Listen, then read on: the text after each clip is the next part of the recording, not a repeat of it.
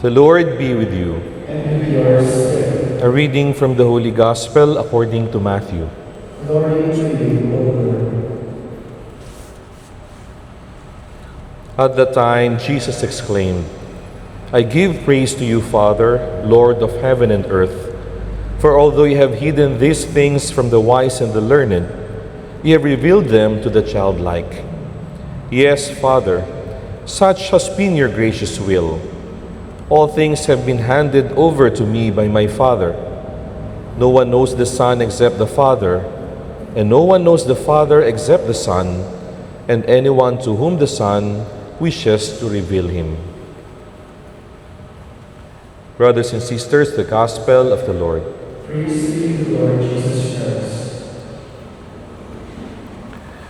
Have you ever noticed that the hardest person to teach is not the one who knows nothing, but the one who thinks they already know everything?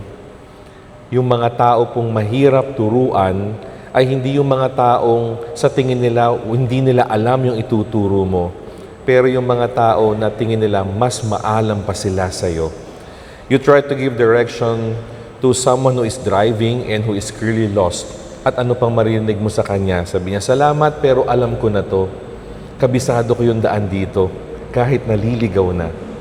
You try to correct or give an advice to your younger sibling, to your co-worker, and later on, you would hear them telling you, wag mo akong turuan.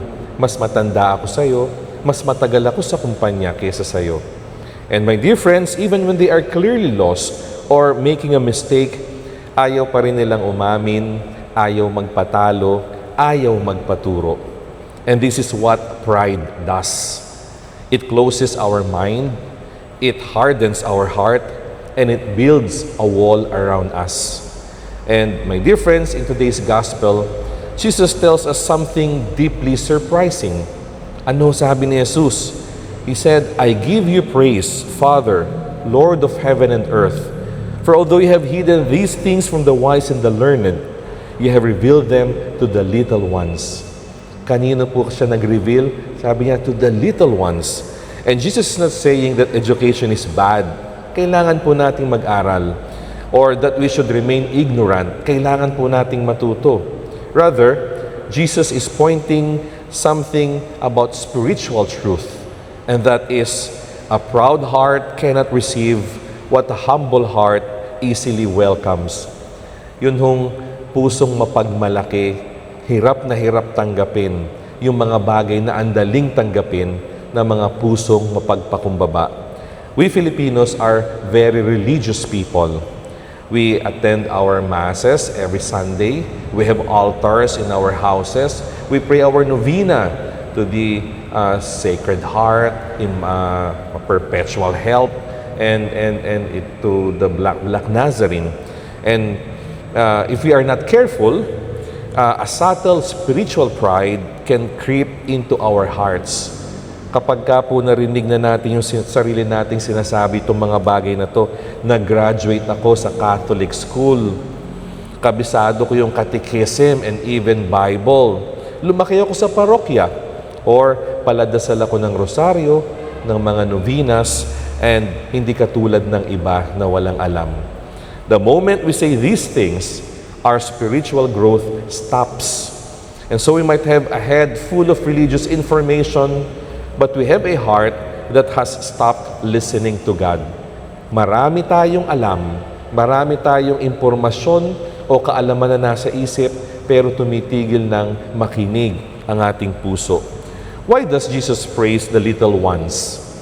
Why do kids learn so fast? Ba't ang daling matuto ng mga bata?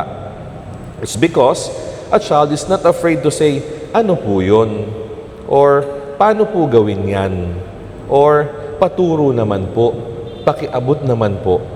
A child knows they need their parents for everything. Hindi sila nahihiyang magtanong, hindi sila nahihiyang magpakumbaba, hindi sila natatakot humingi ng tulong. The saints also remain holy not because they knew all the answers, but because they never stopped being students before God. Hindi sila tumigil na maging disipulo, maging estudyante sa harap ng Diyos. na natili silang bata sa harapan ng Ama. And so, my dear friends, the ultimate question for us today is not, how much do I know about God? Hindi po yan yung tinatanong sa atin. Gaano mo ba kakilala ang Diyos? Rather, the real question is, am I still humble enough to let God teach me? Kahit gaanong karami yung alam natin or kalalim yung alam natin tungkol sa Diyos, willing pa rin ho ba tayong turuan niya tayo? And so, how do we become little ones in our daily lives?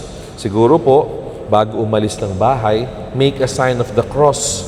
And as you do the sign of the cross to your head, bago ho pumunta sa trabaho, bago pumasok, say a quick prayer, a simple prayer, and tell the Lord, Lord, teach me something new today. Please surprise me. Turuan mo po ako ng isang bagong bagay ngayong araw na to. Surprisahin niyo po ako. At kapag pinagdasal po natin yan, expect God to intervene in your life. And so, when you are being corrected by a spouse, or even a parent, or even a younger person or a colleague, swallow your pride. Instead of defending yourself immediately, take a breath and ask, could God be speaking through this person? Pinagdasal niyong turuan tayo ng Diyos sa araw na to, isipin natin, nangungusap kaya siya sa akin sa pamamagitan ng tao na ito. Or tuwing tayo po ay nagsisimba, lalo na yung mga araw-araw nagsisimba, linggo-linggo nagsisimba, I'm sure every beginning of the reading, you're quite familiar already. Pwedeng sabihin natin, narinig ko na yan.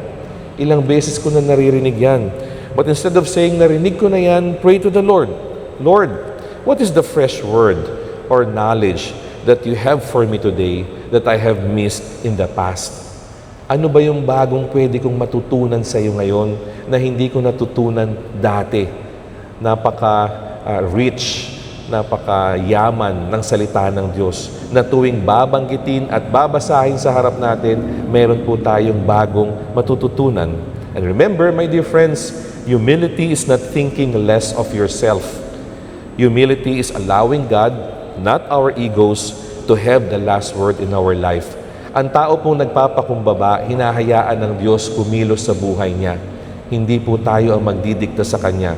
And so, let us remember that the older we get, the more dangerous it is to think that we have nothing left to learn. Di ba yan po yung nakakalungkot minsang makita sa isang tao habang tumataas yung posisyon sa kumpanya, habang tumatagal yung paglilingkod sa simbahan, habang maraming natatapos, ang sinasabi, mas maalam ako sa iyo. Huwag mo akong pagsabihan. I know better. Mas senior ako sa iyo.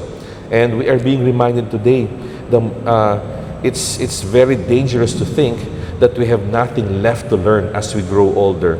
And so, my dear friends, today, Jesus is inviting us to step down from our pedestal of knowledge and become like little children again. Hindi po childish, hindi isip bata, but childlike, pusong bata. One who is open, trusting, and eager to learn. Kaya po sa linggo na ito, let us take on a simple morning challenge. Before you check your phone, before you drink your coffee, let us pray this from the heart. And let us tell the Lord, Lord, hindi ko po alam ang lahat. Turuan mo ako, itama mo ako, gabayan mo ako. Maganda at simpleng dasal para sa Diyos. Let us always allow God to teach our hearts, because in the end, we know that a heart that remains teachable is a heart that God can beautifully transform. Habang natututo po tayong makinig sa salita ng Diyos, kaya niya ho tayong baguhin to become a better person. Nawa po, wag tayong maging bingi, maging tulad tayo ng mga bata, simple, mapagtiwala, at ito po ay gawin natin sa relasyon natin sa Diyos araw-araw ng buhay. Amen.